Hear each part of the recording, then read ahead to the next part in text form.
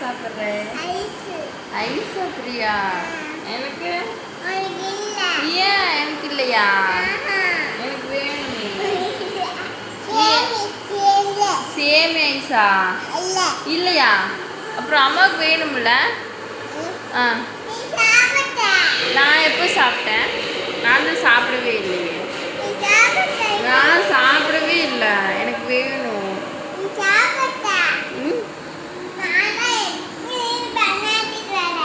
என்னது ஐஸா? எனக்கு வேண்டாம்.